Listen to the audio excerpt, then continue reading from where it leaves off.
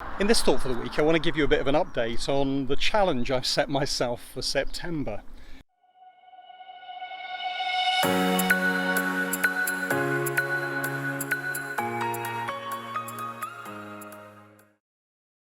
Do you know, I've challenged myself to take seriously Matthew chapter 10 and verse 8. Heal the sick, raise the dead, cleanse those who have leprosy, preach that the kingdom of heaven is near. And the challenge I set was to pray for everybody I speak to for the whole month of September. As I said in the previous video, I haven't managed to do that.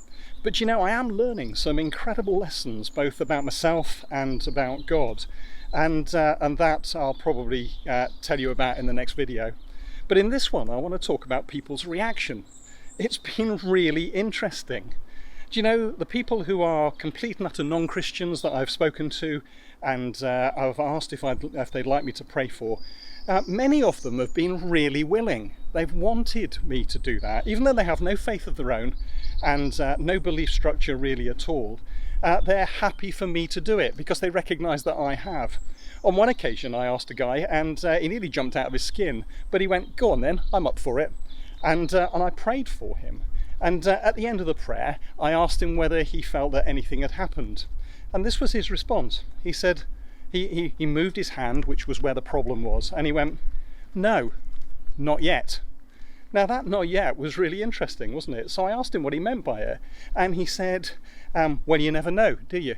You never know what's going to happen tomorrow or the next day. And because I see him on a regular basis, I'll ask him about that.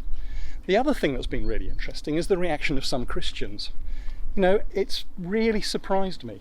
Some of the people that I've said, "What can I pray for you?" they've backed off so quickly, they've almost run away from a willingness for me to pray.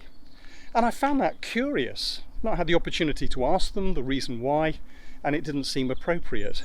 But what it does seem to suggest is that they fear what God might do. And that's really interesting. Is it that they fear that he might do nothing? Or is it that they fear that he might do something? Is it that they fear that he may make some call upon their lives that they're not prepared to engage with? But the speed with which they've exited the building, the speed with which they've run away has been quite surprising. So that's my thought for the week. I don't know what your reaction is. If you've been doing something similar, it would be interesting to know. Hope you found this helpful. If you have, then press that like button and give us the thumbs up. And if you think others might find it interesting, then share it with them. And why not follow us? We produce videos like this all the time. Thanks for watching.